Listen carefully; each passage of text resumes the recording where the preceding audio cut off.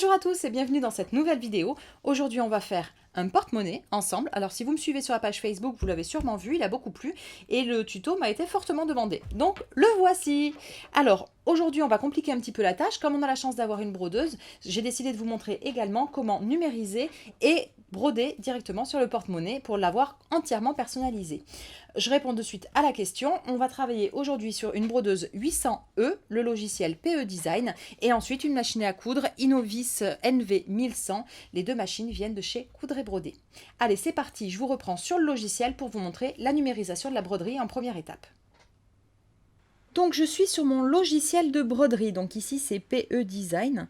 Donc la première chose à faire, ça va être de vérifier que le motif est à la bonne taille. Donc ici vous avez réglage du motif et je vais choisir donc taille du tambour à broder 10 par 10. Comme je suis sur une toute petite pièce, 10 par 10 est largement suffisant. Et il me demande de choisir également le type de machine, donc j'ai bien une machine familiale et pas une plus grosse, plusieurs fils. Donc 10 par 10, on est bon. Ensuite, je veux faire juste un petit texte sur mon porte-monnaie. Donc je vais venir sélectionner ici, hop, outil texte, et je choisis donc le premier alphabet, qui est celui qui me correspond. Et donc le premier alphabet, on va écrire une petite phrase à la mode. Donc keep calm. Voilà. Et la deuxième ligne, on va se mettre un smile.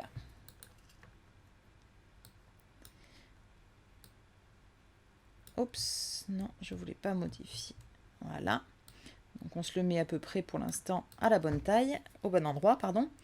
Alors ensuite, on va se choisir la couleur. Alors celui-là, je le voudrais, oui, à la limite en bleu, c'est pas mal. Et le deuxième, on va se le mettre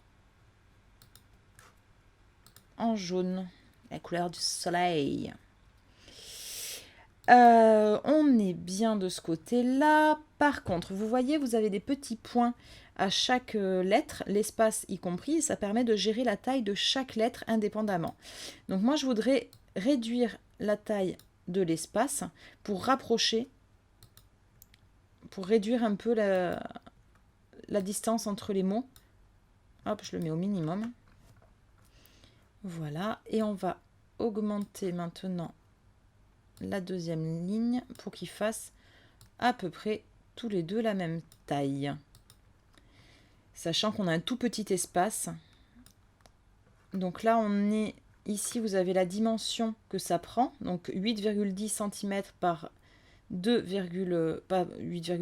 80 mm, donc 8 cm et 1 dixième. Et là, 2 cm. Alors moi, mon espace, il était de 7 cm. Donc on va réduire tout ça pour être à 7 cm. Donc c'est assez sensible. Ouais, 7 et 2 dixièmes. Hop, non, je suis à peine en dessous. On va mettre un peu au-dessus quand même. Là. Toujours pas. Bon. Ne veut pas aller jusqu'à 7, c'est pas grave. Alors, ce qu'on peut faire quand on est sûr d'avoir bien calé les lettres par rapport aux autres, moi, ce que j'aime bien faire, c'est grouper. Comme ça, au moins, je ne prends pas le risque de prendre qu'un seul mot, de tout décaler. J'ai bien mes deux... tout qui est groupé. On peut peut-être se mettre un petit rappel en jaune en haut, une petite étoile par exemple. Hop, donc mon étoile, on peut choisir si on veut du remplissage et ici du contour. Donc sur une toute petite étoile, si on met un contour, ça fait vraiment trop. Je vous montre, hop, sur mon étoile, si je mets un contour, le contour prend vraiment beaucoup. Là, comme je suis vraiment sur le tout petit porte-monnaie, c'est tout petit. Donc du coup, on peut aller dans caractéristiques. Si on a quitté l'édition, on peut aller dans caractéristiques. Ça va nous permettre ici de changer la police, par exemple. Et là, je vais venir changer les caractéristiques de mon étoile et je vais enlever le contour. Je veux que l'intérieur en jaune. En point de remplissage, c'est pas mal. On peut avoir aussi des petits motifs. Là, on va rester simple. On va faire point de remplissage. Et par contre, on va la faire beaucoup plus petite, notre étoile. Comme ceci. Donc là, l'étoile en elle-même, elle fait 1,4 cm. Elle est encore grosse. Je vous montrerai ce que ça donne tout à l'heure. Voilà. Donc là, je pense qu'on est pas mal. Je groupe tout ça. Et ce que je vais faire, c'est que je vais le centrer. Voilà. Je le centre. Comme ça, j'ai vraiment tout mon motif qui est centré sur ma zone de broderie. Et je sais que ça va me permettre de caler aussi mon tissu dans mon cadre à broder et savoir où est-ce que ça va broder. Voilà pour l'édition de ce petit motif tout simple, hein, juste un petit texte, mais qui va nous permettre quand même de déjà personnaliser nos créations facilement et rapidement avec la brodeuse. Donc là, ce que je vais faire, c'est que je vais le mettre sur clé USB et après on se retrouve sur la brodeuse. Alors, j'ai mon tissu que j'ai coupé un grand carré, beaucoup trop gros, hein, on est d'accord, beaucoup trop grossier. Et ça va me permettre ici de poser mon gabarit, il est plus grand. Et sur mon gabarit, vous voyez, vous avez ici un petit rectangle qui représente en gros là où je veux broder. Donc ça fait un rectangle, moi j'ai choisi de 7 par 3. Voilà, ça me permet d'avoir une zone sans que ça aille trop près, puisque là on va avoir la fermeture éclair qui va être ici. Et ça, c'est ce qui représente le dessous du porte-monnaie. Et donc, on a le haut du porte-monnaie ici et le bas, le dessous, ici. On va pouvoir, pour tracer, se représenter. Alors, ce que je vais faire, c'est que je vais plier en deux ici et plier en deux au niveau ici pour me faire, en gros, mon petit repère de centre de broderie. Mon petit repère de centre de broderie, il est là. Donc, cette petite croix-là, elle va me servir puisque j'ai fourni avec la broderie ce genre de choses qui est un guide avec, attention, hop, on le prend dans le bon sens avec marqué ABC. Et ça va me permettre ici de me caler, en théorie, si ma broderie elle est centrale, je devrais me caler le tissu comme ceci. Donc, on va se le caler dans le cadre. Peut-être qu'on va pouvoir se le décaler un petit peu et on décalera ensuite la broderie à la brodeuse en fonction.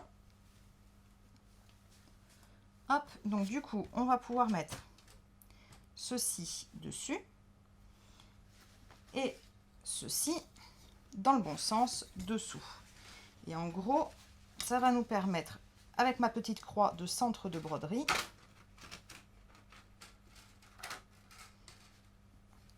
de se mettre le tissu de façon adaptée. Alors on se le décale, comme ça tout le tissu est bien pris. Hop, comme ceci. Tout le tissu ici, et il est bien pris dans mon cadre et j'ai pas un morceau de tissu. Si je me mettais la croix sur la position centrale, j'aurais du tissu qui serait moins pris et donc du coup mon tissu serait moins tendu et ce serait dommage. On aurait une moins jolie broderie puisque c'est important d'avoir vraiment une broderie bien tendue. Donc on se serre la petite vis du tambour à broder, bien serré,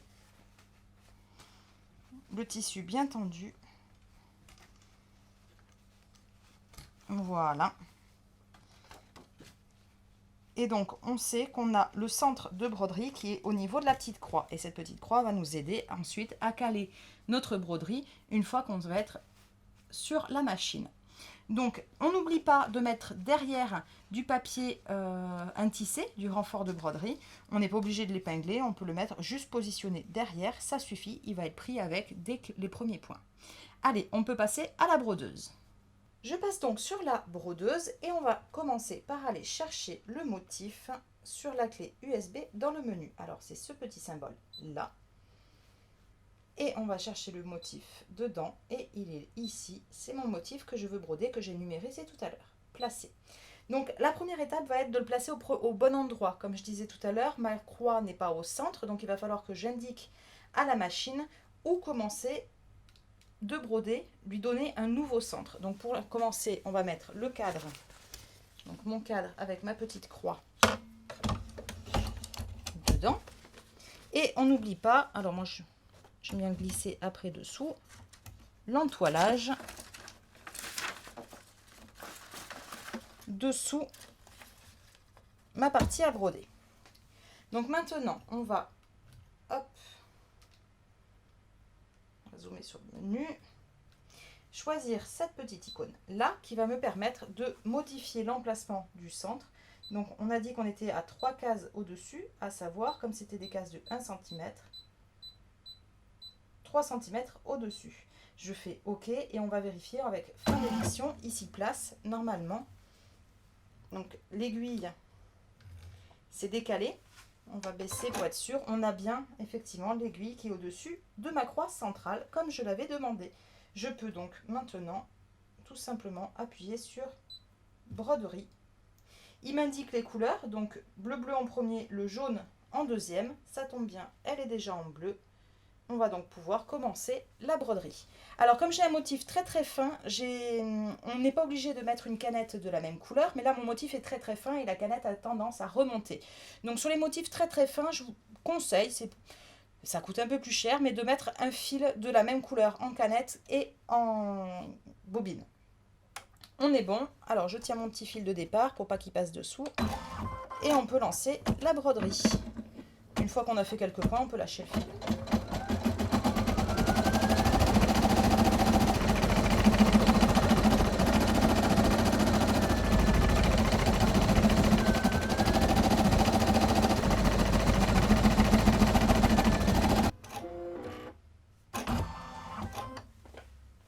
Il a fini avec la première couleur bleue. On va donc lui changer la bobine et la canette pour faire le jaune. Pour changer la canette, je suis obligée d'enlever mon cadre à chaque fois. Hop. Et le petit enfilage automatique qui va bien. On peut remettre le cadre et lancer la suite de la broderie.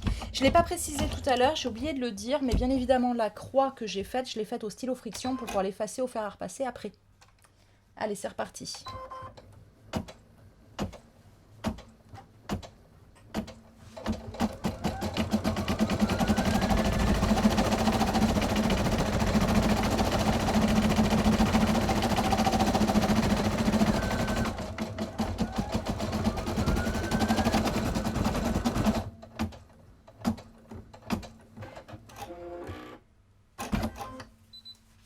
Voilà, la broderie est terminée.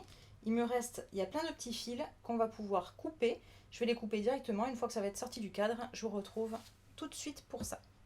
Alors, on a notre petit cadre à broder. On a ce que je vous ai dit tout à l'heure, donc les petits fils à couper. Donc on peut les couper directement. Alors j'aime bien le faire quand il est encore dans le cadre, puisqu'en fait, ça me permet d'avoir le tissu qui est bien tendu. Et il suffit de couper donc les ponts qui se sont faits entre les lettres.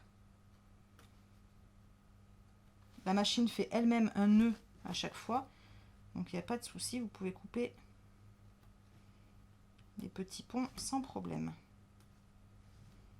D'ailleurs, les grands ponts, quand vous avez des grands ponts dans une broderie, je vous conseille même de les couper systématiquement en cours de broderie. On arrête, on coupe. Ça évite que le pied de la brodeuse ne se prenne dedans. Voilà, donc là, on n'a plus de petits fils. On peut sortir le tissu du cadre. Voilà. On peut enlever, ça se déchire, le surplus de renfort de broderie. Ça sert à rien de couper les petits fils derrière, puisque de toute façon ce sera doublé. Autant les laisser, ça évite de fragiliser les nœuds. Et on se le repasse. Ça va enlever notre petite croix de stylo friction, donc. Et mettre bien à plat notre motif. On est bon. Alors, il me reste du stylo friction.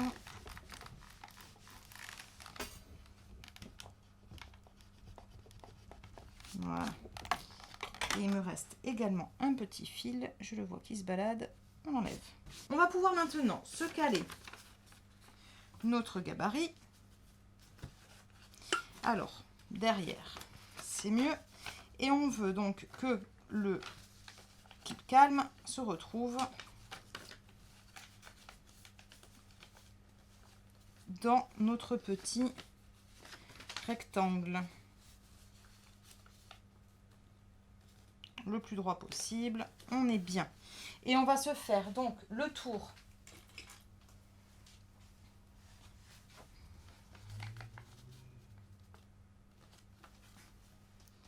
ici. Voilà.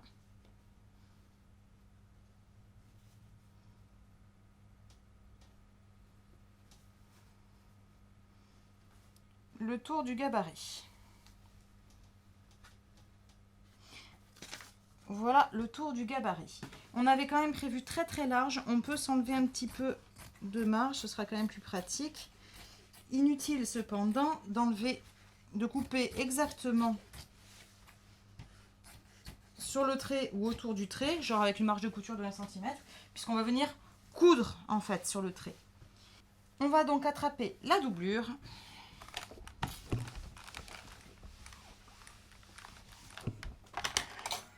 Qu'on va couper en gros aux mêmes dimensions. Donc il n'est pas gourmand à faire ce porte-monnaie, vous pouvez très bien le faire dans des chutes de tissu, ça utilise pas mal les chutes, c'est bien. Et il nous faut également de l'entoilage, toujours à la même dimension.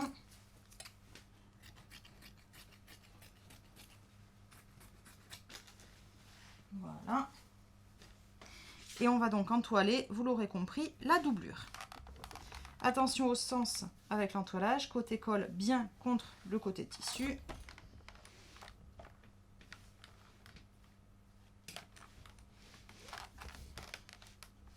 On entoile bien partout. Voilà. On est bon. Donc maintenant, une fois que tout est entoilé, tout est bien, on va venir épingler endroit contre endroit notre doublure entoilée et notre extérieur brodé. On va l'épingler dans le sens de couture, donc de la droite vers la gauche, tout le tour.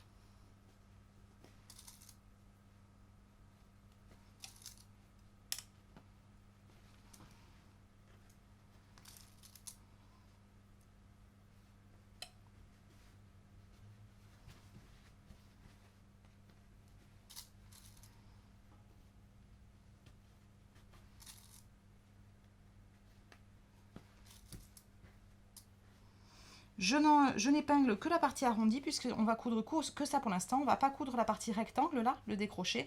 Donc épingle tout le tour sur la partie arrondie. Et maintenant on va pouvoir coudre tout ça. Je vais donc faire ma couture sur l'arrondi, ici et ici. Je fais des points d'arrêt à chaque fois que j'approche du triangle.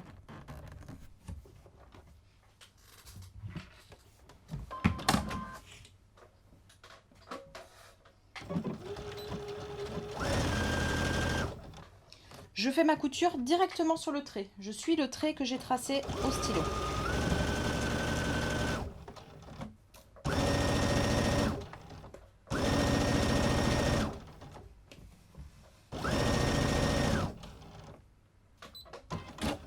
Et voilà pour le deuxième côté. J'ai fait mes 2 coutures. Je vais pouvoir maintenant couper l'excédent de tissu au ciseau cranteur.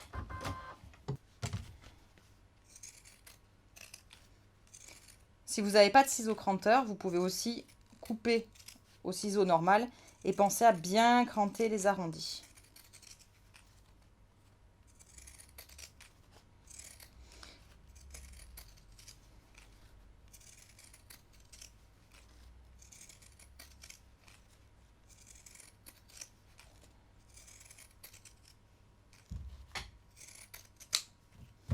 Voilà qui est coupé. Et au niveau des rectangles, je vais venir couper en gardant une petite marge, genre 5 mm à peu près.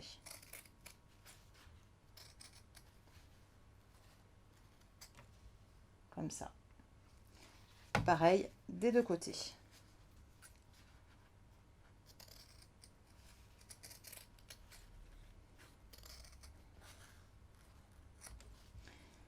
Hop, voilà. On peut retourner sur l'endroit en passant par l'ouverture qui n'est pas cousue au niveau des rectangles.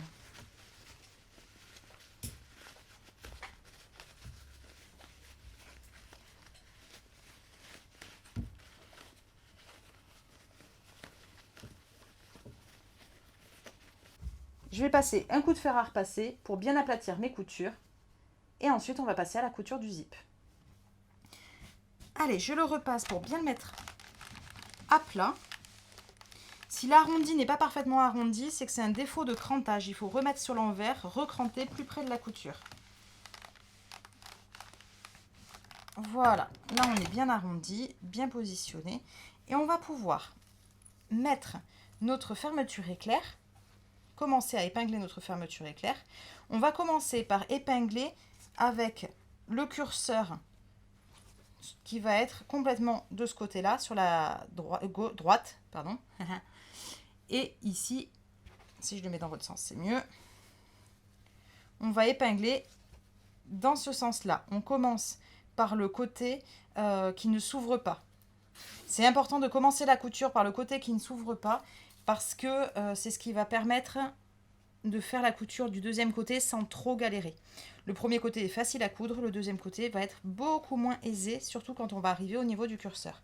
Donc là, on peut le coudre, on peut l'épingler, pardon, avec la fermeture ouverte et on vient épingler la fermeture éclair derrière notre arrondi, bien en bordure, et on va l'assembler avec une surpiqûre qui sera sur le dessus.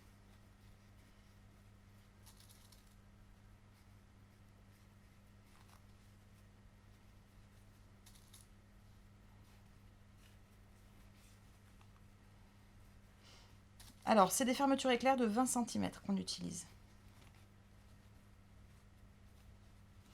Voilà.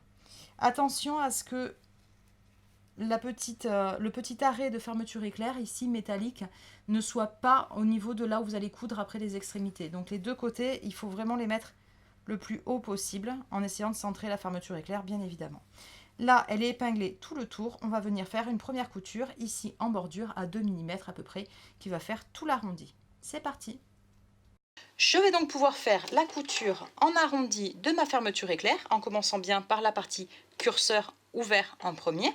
Et donc pour ça, je pense à changer le pied fermeture éclair. Je mets celui-ci donc, pied spécial fermeture éclair. Hop, je le mets en place. Et je peux faire ma couture. Point d'arrêt en début de fin de couture, bien évidemment.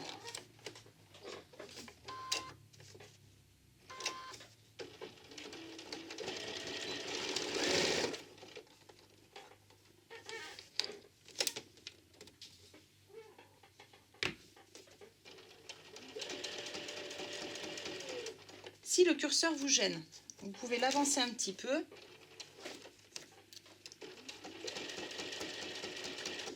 Puis on s'arrête, aiguille plantée dans la couture.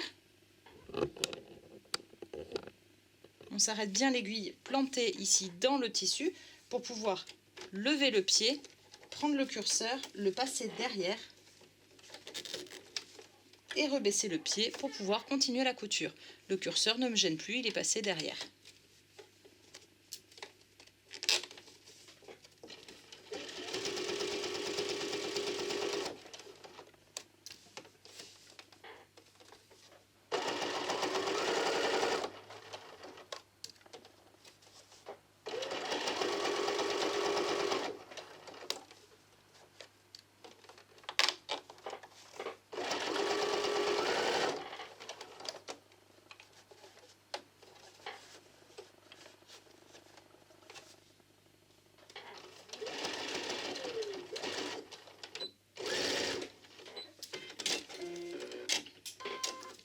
Et voilà donc pour le premier côté de fermeture éclair qui est donc cousu. Pour le deuxième côté, il va falloir réussir à faire coïncider les bords de chaque côté, comme ceci. Donc faire attention à ce que ce soit bien à la même hauteur. Et on va épingler de la même façon que le premier côté. Alors en général, j'épingle les deux côtés, bien symétriques.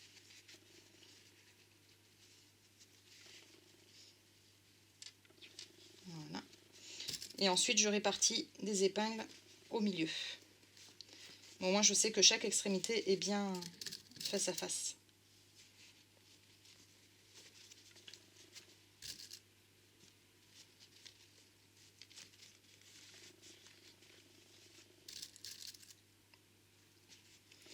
Alors, pourquoi je vous ai fait commencer tout à l'heure par la partie curseur? Tout simplement pour pouvoir finir ici par la partie curseur.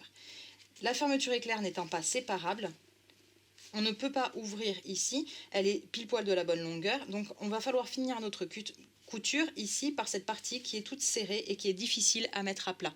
Donc vaut mieux finir avec tout le reste de fixé par cette partie-là plutôt que de commencer par la partie ici une fois que tout est fermé, tout simplement. Et pour coudre, je vais le mettre dans ce sens-là pour pouvoir coudre par l'intérieur et ce sera plus simple une fois que j'arriverai à la fin. Toujours pareil, je commence et je termine par des points d'arrêt.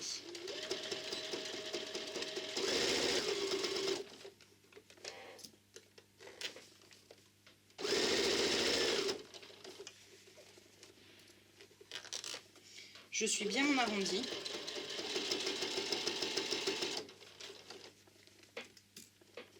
Et c'est quand j'arrive là, dans cette partie, la fin de l'arrondi, que ça commence à devenir un tout petit peu tendu.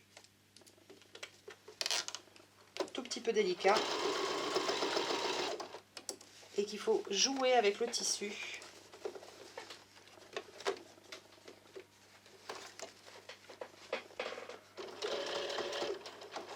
Avancer tout petit à petit. Alors on peut s'enlever l'épingle et se caler le tissu directement à la main, parfois un peu plus simple.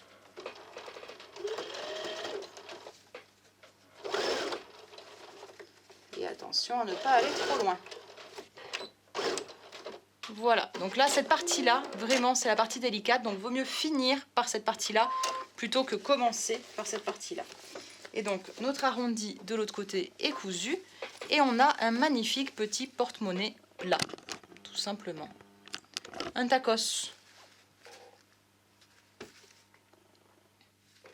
On va pouvoir du coup fermer les extrémités, nos petits rectangles ici, et pour ça il nous faut du biais pour les finitions. Je l'attrape et on reprend. Voilà, donc du biais, on en prend une petite longueur, là j'en ai pris franchement trop. Je crois que 16 cm suffisent au total. Ouais, 16 cm au total. Donc du coup, on va mettre notre petit porte-monnaie sur l'envers. On prend soin de bien le laisser ouvert, mais on peut s'éloigner un peu le curseur du départ pour que ce soit plus simple. Et en gros, quand on écrase ici, on a l'angle qui se forme, comme ceci, et donc le côté vient s'aplatir ici bord à bord, et donc c'est cette couture là qu'on va venir fermer dès maintenant, et ça va fermer et faire la mise en volume en même temps. On pense à remettre le pied couture normal. On peut se mettre une petite épingle, c'est pas nécessaire. J'aime bien faire la couture sur le côté où il y a la fermeture éclair pour être sûr de ne pas passer sur le butoir de fermeture éclair, la fin de fermeture éclair, avec le petit taquet en métal. Donc là, je fais juste un petit aller-retour.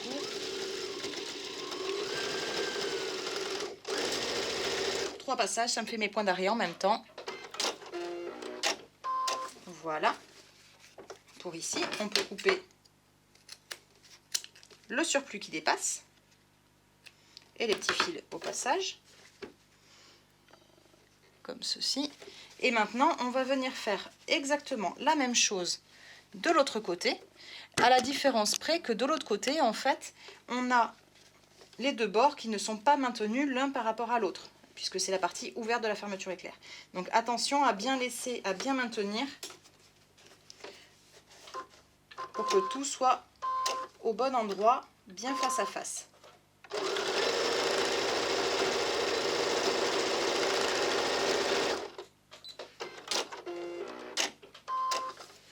Toujours pareil, une fois que c'est fait, on coupe le petit surplus. Et voilà, donc techniquement le porte-monnaie est fini. Moi j'aime bien quand même avoir des jolies finitions. Donc je vais enfermer ces coutures que je viens de faire aux extrémités. Je vais venir les enfermer dans le fameux petit biais. Pour enfermer dans le fameux petit biais, je vais venir le coudre une première fois ouvert. J'ouvre un côté de mon biais et toujours pareil, pour être sûr de ne pas taper dans la partie métallique, je viens coudre avec le biais dessous, mais sur le dessus, pour bien vérifier où est mon petit curseur métallique et pas taper dedans avec l'aiguille.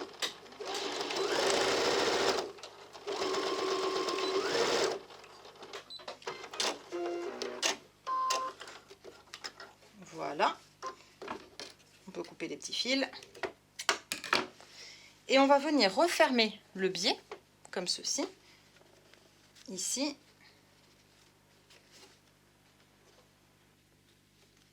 Et on vient le chevaucher par-dessus. Alors, des fois, une petite épingle, ça permet de bloquer un côté parce qu'on n'a pas de 40 mains. Et voilà. Donc là, on enferme notre couture dans le biais. Il n'y a plus qu'à surpiquer. Alors, vous pouvez épingler, hein, mais moi, je préfère le maintenir. Il n'y a pas grand-chose, en fait, à faire.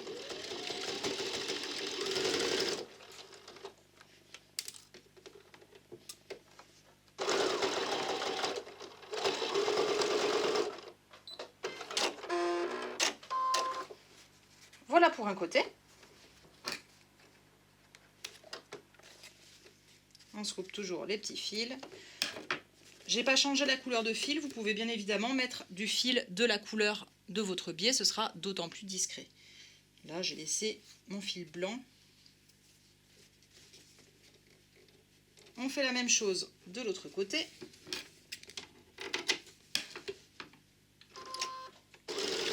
Toujours pareil, le biais ouvert dessous.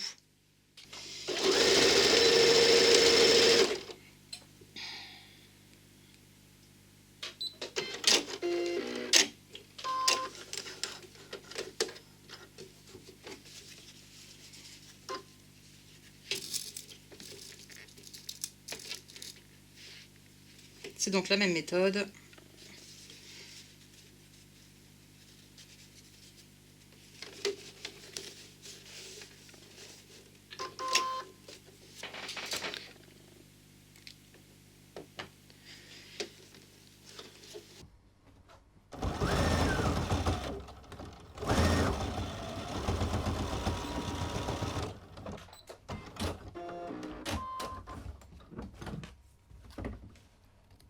On coupe les fils et le porte-monnaie en lui-même est terminé. On le repasse sur l'endroit. On ressort donc bien les tout petits coins partout.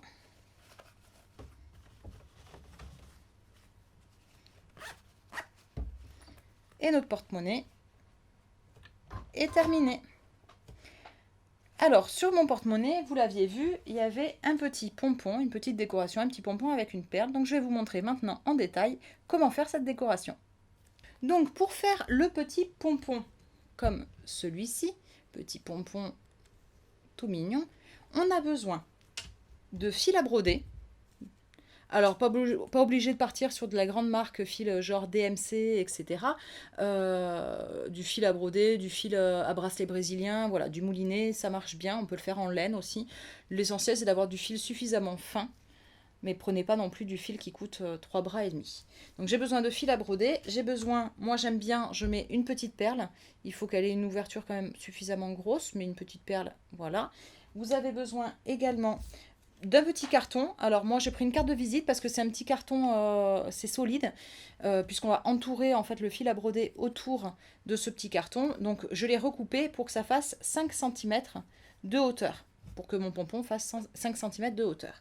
Voilà. Et enfin on a besoin, pour terminer, d'une grosse aiguille, une aiguille type Allen, voilà, pour pouvoir ensuite rentrer les fils.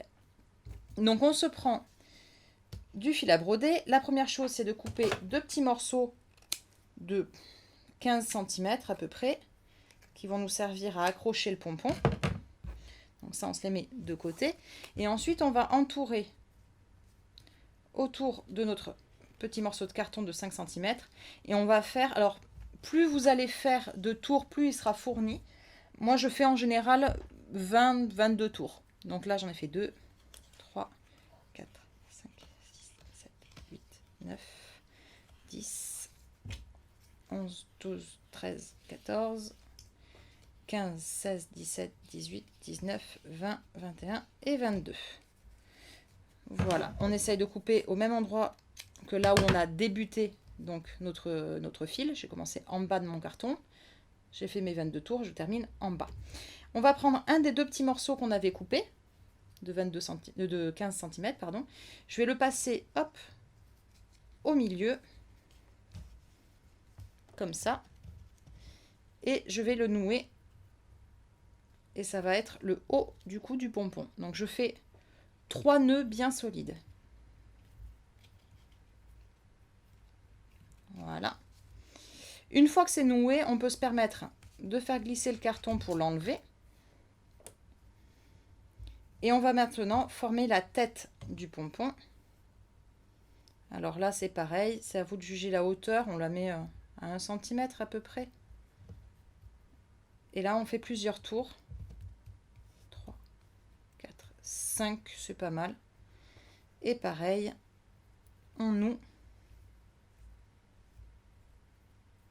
de façon bien solide. J'aime bien faire 3 nœuds. 2 suffisent sûrement, mais 3 m'apportent la sécurité que ce sera bien solide. Et on fait partir les fils du nœud de la tête vers le bas dans le reste donc du pompon. Et ensuite, tout simplement, on n'a plus qu'à couper les boucles et les longueurs et le petit pompon. Et donc former. Pour l'accrocher, je passe les 2 brins. Je passe mes 2 brins dans la perle. Je viens accrocher à la fermeture éclair avec toujours pareil 1, 2 et 3 nœuds. Et enfin, il ne me reste plus qu'à rentrer mes fils. C'est pour ça que j'ai besoin de la grosse aiguille. Je ne vais pas couper mes fils ici à la base parce que ce ne serait pas joli. J'aurai des petits bouts de fil qui vont dépasser. Et si je coupe trop au ras, mon nœud sera fragile. Donc je préfère garder ma longueur et rentrer mes fils.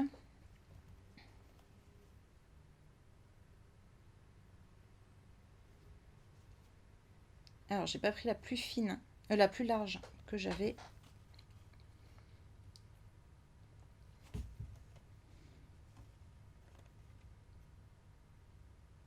Voilà.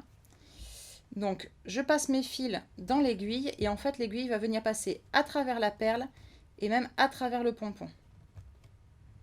Comme ceci. Alors, c'est pas facile à passer à travers tout.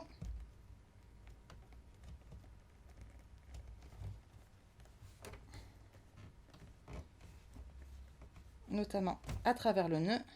Hop. Le voilà, le premier qui est passé.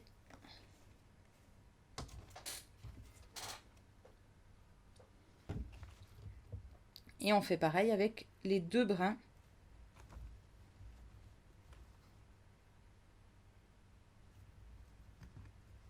Voilà. À travers la perle et à travers le pompon.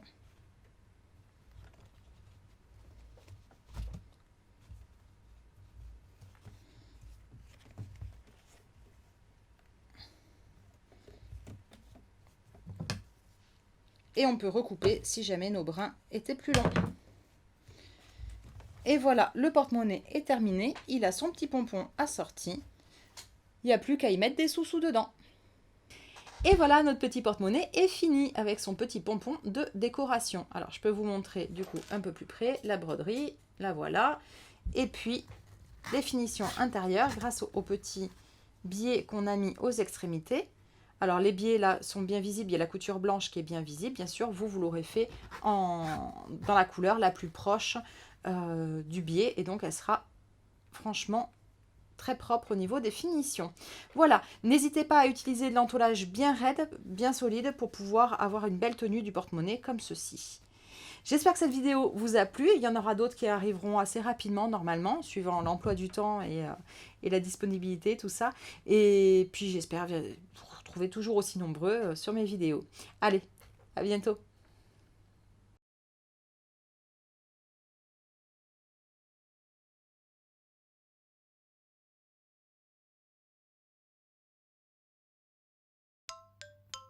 Intro deuxième, puisque le micro c'est fucking éteint, que j'en ai ras-le-bol, ras le pompon, voilà, il y en a ras le pompon. Est-ce que tu veux bien tourner? Oui, tu tournes. Est-ce que je peux te tourner toi aussi? Oui, je peux te tourner toi aussi. Allez, c'est parti. On recommence notre introduction. Ah ah ah. Tout va bien?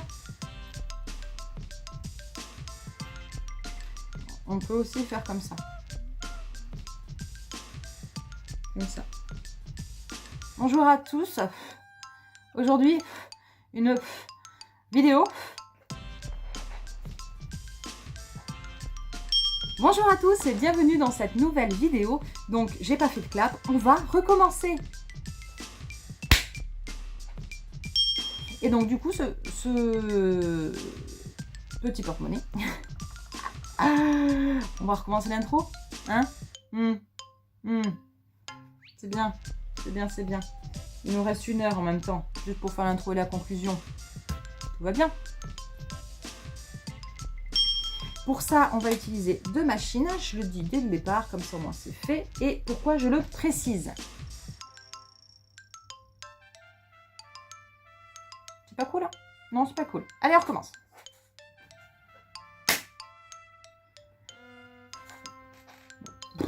Comme on a la chance d'avoir une brodeuse, on va pouvoir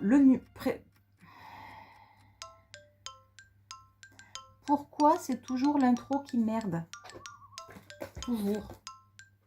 Aujourd'hui, on va faire une petite vidéo sur un petit porte-monnaie. Petit, des petits partout. On recommence. Allez, c'est parti. Je vous reprends sur le logiciel pour vous montrer la numérisation de la broderie en première étape.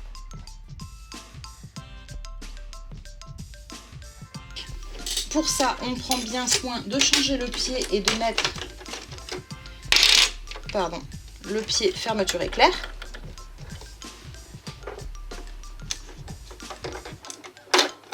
Donc ça, ce sera coupé au montage. Et le pied qui a perdu sa fucking tige. Le pied est cassé. Si ça, c'est pas de la poisse. Sans déconner. De beaux petits tacos, bonjour, comment allez-vous? Miam miam miam. J'aime manger les pièces.